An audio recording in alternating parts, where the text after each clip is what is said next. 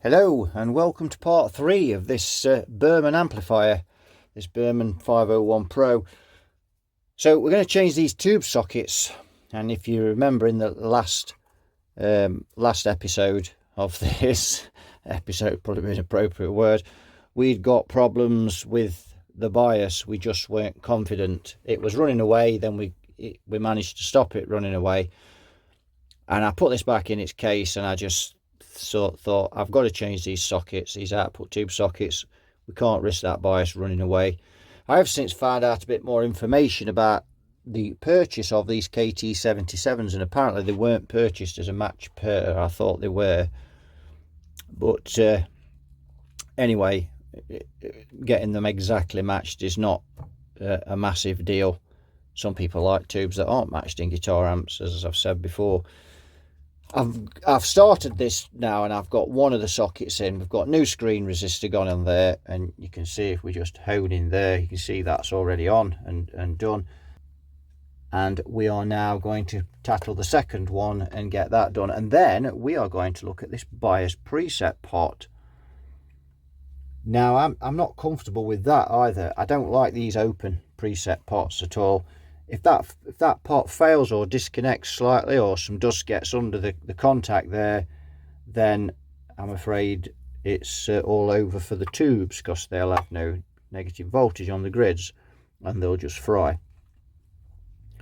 So I don't like that. And I know this amp's over 40 years old, and that's been in there for 40 years, and that's probably part of my point really with that. It's very finicky. I don't know whether because it's worn out or what it is, but it's very difficult to set the bias in with it. And as I've said before, I am a lover of fixed resistors rather than those. If you can get the bias done with a resistor, then it's much better. There is some fail-safe circuits as well that you can do with these, but for the moment we will look at getting these sockets in, and then I'm going to bias this amp up, and I'm going to measure what resistance we've got on that pot, and then if I can find a resistor in my drawer that will match that, that's coming out, and I'm putting a fixed resistor in, because let's face it, these tubes are going to be in for a few years, aren't they? And the next guy that comes along that services this, he'll know straight away that you've got a fixed resistor in there. But that to me is the safest way of doing this. Right, I'm going to get on, do this tube socket, and then we'll come back and have a look. We'll go through the biasing on this amp, try and bias it up again, just make sure we've got no issues. As I say, we've got these Beltons, you can see these are top drawer, no cheap tube sockets going in this amp. We've got this amp running, we've got the tube sockets all done. Now we're going to check the bias. Very quiet, we've got rid of that humming. 1.15, 1.2,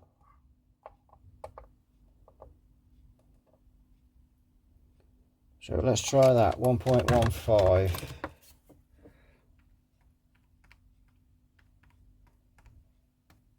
got 27 milliamps on that tube. Let's see what plate voltage we've got. Should we go there? 488. 13.5 watts. Let's see what's on the other side. I'm not worried about getting in the bias, I'm looking for a match. 1.21.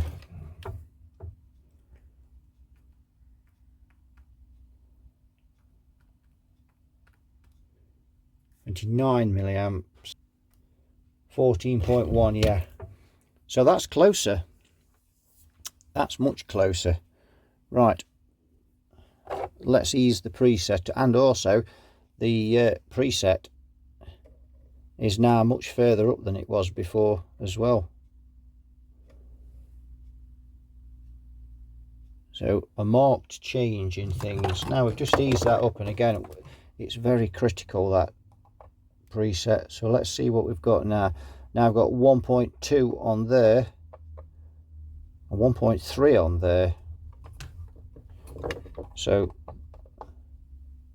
1.29, which is now enough 1.3.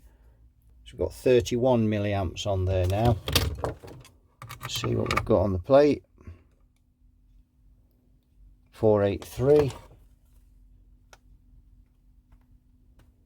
That's 15 watts. So we'll go up a shade more. Yeah, so this preset's in a totally different place than it was more like 2 o'clock position. Now it's more like 1 o'clock position. So something's working much more efficiently now. Right, let's see what we've got now. 1.56. I think that'll be too much. 37 milliamps.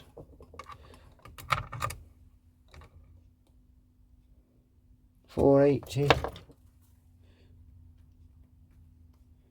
18 watts. So that's just a tinge over. Let's now look at the other side. And that's a bit higher.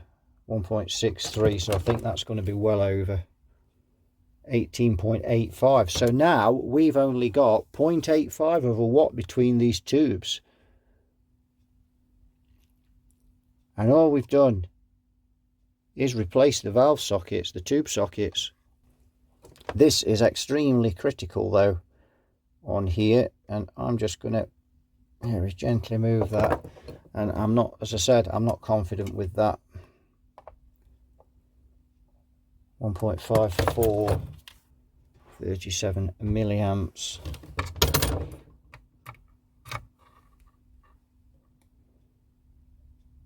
Yeah.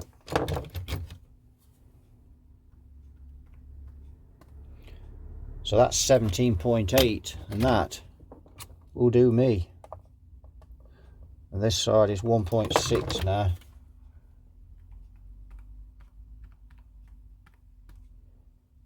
.38, so again that's still a little over. That's 18.5.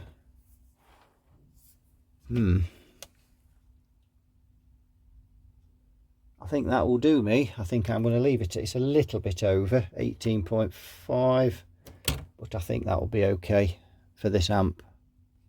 Now what I want to know, I'm going to turn this amplifier off. What I want to know is what the resistance is now across that, across this potentiometer. 31.6. 31.6. Going to be difficult to find a resistor that's 31.6k. However, I shall write that down. Right. Well, I think this amp's biased up. It's whether we trust that preset or not. And changing those sockets has made a world of difference. Just a world of difference. Right, we are having a look at this bias preset. And I'm trying to wire in some failsafe for it. That's what I want to do, because I don't trust those type of bias presets. Now, I have done this before on another amp a long time ago, and one of the subscribers actually commented on the last video that Uncle Doug had done a similar thing on a particular amp, one of the Fender amps. It slips my memory which one, and I've not watched that yet, but I'm certainly interested in watching that. Right, so what I've done here, I've used an 82k resistor. This pot is about 87k, so I've got an 82k resistor and I'm going to parallel that over. Now at the moment I've not got that paralleled, so if we check the bias, the negative volts, we've got 43. Now if I add here, and now we check that. Now what I've done there, I've now paralleled the 82k resistor with this bias preset pot. So this bias preset, technically now we've got somewhere around 40 odd k. So now if we go back onto here, you can see now we've got 52, negative 52 volts. So the amp would be running quite cold now. So we add, and I'm going to rebias this obviously, but we had somewhere around negative, if we go to negative 40. So I'm just going to turn this preset pot now, and you can see it on the meter, and you can see that's already going down a little. So we now got this to, let's just go to negative 40 for roughly around there. So you see now we've got negative 41. Now if I release this time, what I'm going to do is I'm going to jumper that preset pot. Now that is equivalent to it not working. So if I jumper it like that, look at the bias go up. So the amp now runs cooler, and that won't damage the tubes. That's the general idea. So if I remove that again, you can see the bias comes down. So you can see now if the bias trim pot now is much further round, and if we just, so now you can probably see the trim pot there a bit more if we just hone in. Before we'd got that at somewhere around maybe 2 o'clock. Now we've got it around at 10 o'clock to get the same. So that's how we're going to do this. And what will happen if that bias preset pot gets any dust in it or fails for any reason, these tubes won't fry. If that bias preset pot fails without this fail-safe, those tubes are gone, and that's what we're trying to do. I'm not happy with that preset anyway. It's very tricky to adjust, so hopefully with this method we should be able to adjust the bias a little easier, and it'll have a fail-safe. Right, so what we're doing here now, we've got 2 meters, amps running now. The meter on the left is measuring the volts drop across the one side of the transformer. This one that I'm adding on here is measuring the bias. So I've got the amp running. Now you can see we've got negative 42 and we've got 1.2 on the volts drop on there. So we can also check what we've got going across, and that's my phone. Let me take it out of my pocket. It's doing me head in. So let's just go to the plate on the tube. We've got 476 there. So these are only, now I've got the tubes in while I'm experimenting. No, I haven't. I got you there. Now I've got some test tubes in. I wouldn't put the KT77s in. I bet you're all sat there going, he's put them KT77s in and he's experimenting with a bias. No, I'm not. I won't be that silly. So, because if I blow them up, I'll have to pay for them. And there's just a rubbishy set of EL34s in it. So, where were we? So we've got 1.25, and we divide that by the transformer impedance on that side.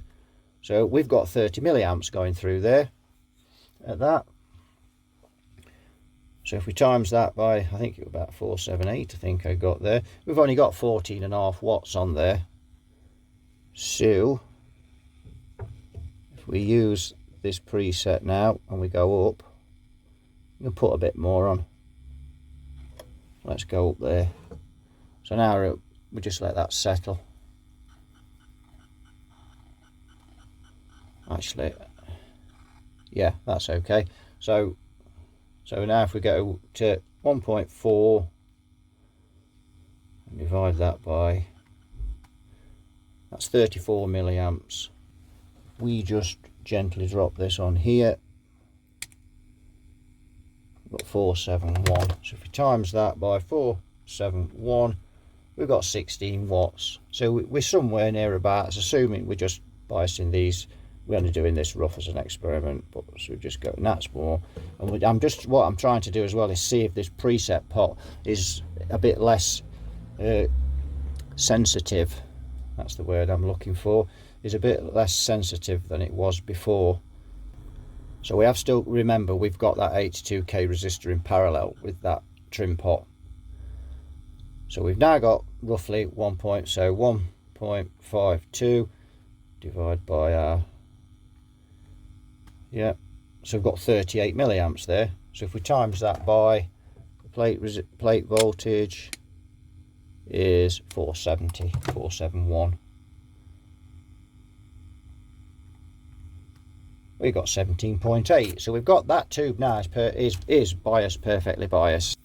Right, so we've got the bias set now on that EL34, and we've got, I'm not doing the other side because it's only an experiment. We know roughly where we are. So we've got that biased at 17.8 watts.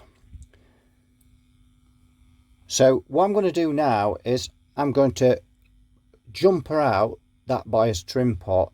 Now when I do this, it will simulate that pot failing. So the current draw on there is, you've got 1.34 volts across this winding on the transformer. So remember, the higher that voltage goes, the hotter the valves get. So let's see what happens when I do this. The voltage goes down to nothing, which means the valves are getting cooler and cooler. So what that means is, should this bias preset pot fail, those tubes will just run cool. If we didn't have that 82k resistor going across there, those tubes would fry because they'd have no resistance on them. So again, if we do that, and you can actually, and if I turn up the volume, you can hear the volume running on the amp. Listen to the volume disappear. So those tubes will be stone cold. You can just about hear it. And we wouldn't, at 44 milliamps, we wouldn't be able to get a bias reading on that. And that's absolutely fine, because the other reason is, what we don't want to happen here is that if we put a failsafe into this amp, we don't want it to just drop the bias to about 7 watts, because what will happen then, the person that's using it probably won't realise for some considerable amount of time that there's a problem with the amp. The amp will just sound like it did when we first, if you remember, when we first plugged it in part 1, when it was biased at 7 watts, but the amp still worked fine. So we need to take enough bias, we need to make the bias go so cold on these tubes that it doesn't run properly. So that then tells the person that's running it there's a fault, and then it can get to a tech, and the tech can say, yeah, this is a problem, and sort it out. If we do that again this time, we'll look at the negative volts. Remember, the more negative volts we have, the cooler the tubes run. So we have got 41.2. Let's bridge out the pot and see now the bias is going up. Yep. And the reason that's going up is because we've now gone from a 40 odd K resistor to an 82k resistor. Now I've got 60 volts on the bias, so you can see on the negative volts on the grids, and that's what makes the tubes run cool. So that is a really good fail-safe, quite simple to do really, and in some ways surprising that more amp manufacturers don't do that.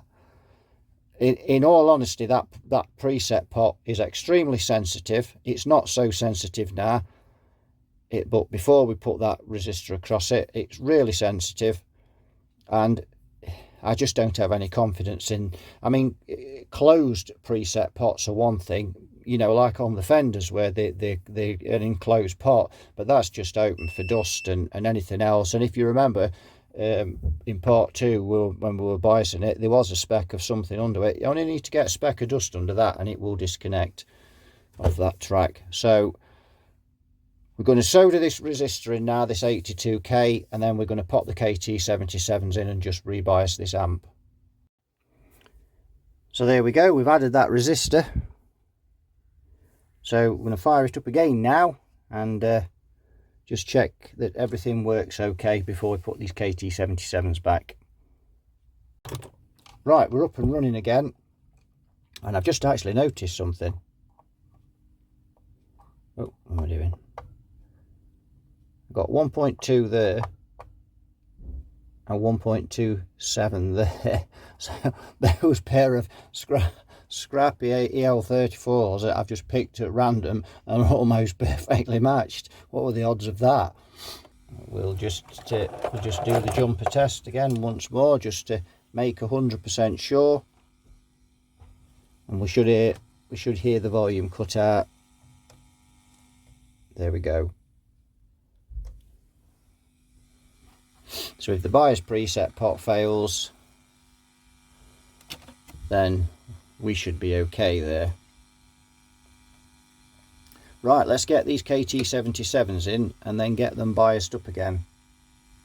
I've got the KT77s back in. I turned the bias a little cold before we started, just to make sure that these tubes could be drawing a bit more current than those rubbish EL34s. So we've got a good starting point. So if we just go onto there now, you can see we've got 0.5 of a volt going across there, so we know their bias quite cold at that. And we have got on the plate 493, so they're really cold. We can tell from that figure. In fact, we're probably somewhere around 7 watts that we started off with there. So we'll just see, because we can. So that is 12 milliamps, so they're really cold now. So we can bring that up a little bit. If ever you're putting tubes into an amp for the first time, always turn the bias cold if it's fixed bias, because some tubes draw more current than others and you just never know. Right, so we'll turn the bias preset up a little more. We know roughly what that volts drop should be. So that's at 0.8, so I think we can certainly go to, because we have biased these tubes before, so we have a rough idea. And you can see that bias preset now works much better. It's not as sensitive, so we should be able to get the bias pretty much spot on. So there we've got, just let that settle, about 1.14. Let's start at that point, 27 milliamps. So that's still pretty low, I would have thought. At that, let's just try the plate voltage, 486, yeah. And we've got 13.5 there, so we can go up a bit more. 1.26, 30 milliamps, 480. So up to 14. So you can see that bias preset pot works loads better. And that's how it should work. You shouldn't having to just turn it the tiniest bit and it, you know, suddenly it's running 3 watts hotter. Right, so we've got it biased up. 17.4 watts on this side, 17.8 on that side. What a result. So what a difference that's made. Changing those tube sockets, we changed the screen resistors, and by putting that resistor in parallel with that preset pot, it's made it work much more efficiently. It works superb, and now I can get the bias almost exact with that. And if the preset fails, the bias will just run cold and not destroy the tubes. So I think that, as regards the amplifier part, is a total wrap. That amp is now finished. The only thing we've got to do is solder those plugs onto the reverb cables, because they've gone a bit July rotten, because the rubber inserts in them have just perished. So I've got this amp back in its case, and it started cutting out just occasionally. I left it stood on test and it cut out, and then when I was plugged into it, it cut out. And then I noticed that this has got, looks like it's had gaffer tape over it. And then when I found out this, removed this, and I found out that, well, someone's burnt that with the soldering iron by the look of it, and done some right things to it. It's been, don't know what's happened. If we look in there in the middle, just zoom in, you can see that someone's doctored it very badly. Look at that. I'd never spotted that before. But yeah, that's and you can see, if we look here, you can see around here now, you can see it's had tape over it to keep it working. So we're going to have to try and find one of these. That's not going to be easy, you know. I'm going to have a route round. Right, we've finally sorted out the problems on this amp. So I found a an impedance selector to replace that one that was damaged. We've cleaned the pins and tightened up the sockets on it. So hopefully no more cutting out.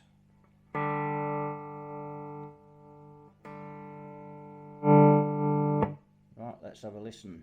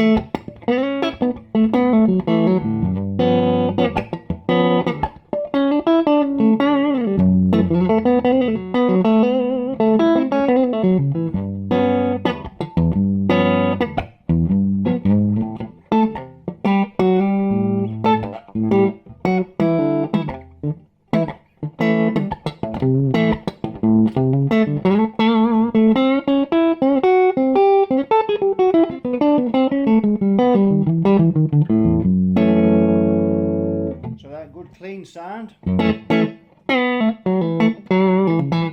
reverb works. Forgot about that. Work on that many amps that don't have it.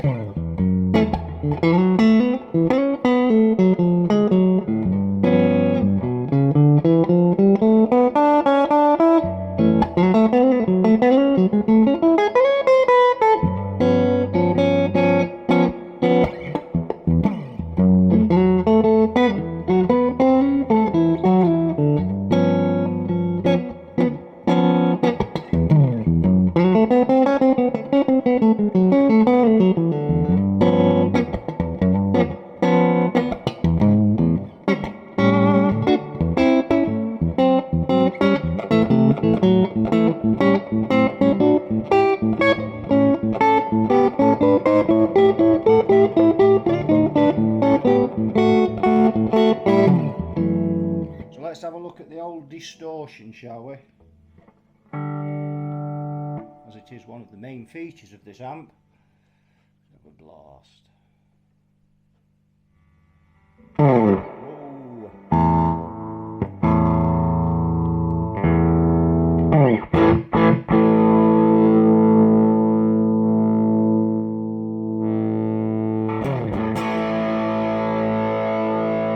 To take quite a bit of bass out though on this. I think that's with those 100 microfarad caps that we've got on the stages, the cathode bypass capacitors.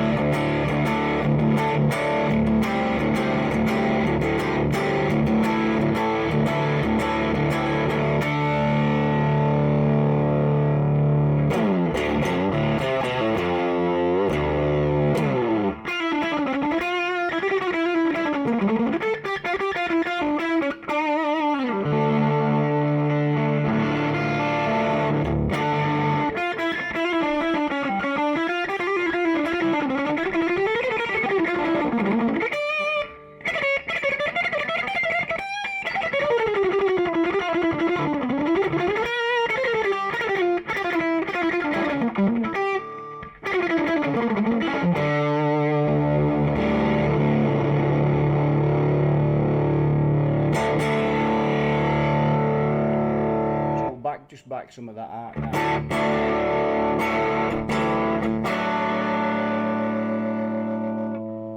Bring a bit more mid into it.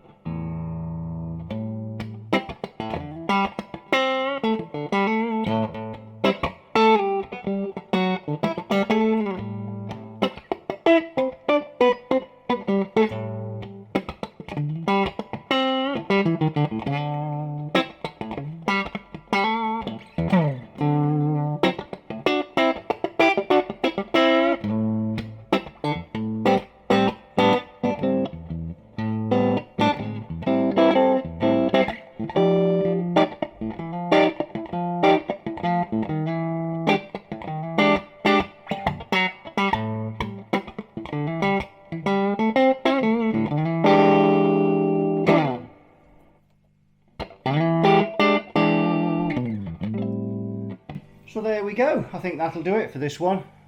That's I think you've heard enough of me playing on this amp. It's too much demoing really, but get carried away playing through something as good as this. So we finally got to the bottom of this amp. It's lovely and quiet now, and it's biased up and proper. So all finished finally. It's took a lot of work to get this amp back up to par, but it's been enjoyable, and we've done a bit of experimenting and bits and bobs. So that'll do it. So thanks for watching, and you all take care, and I'll see you all in another video. Bye bye for now.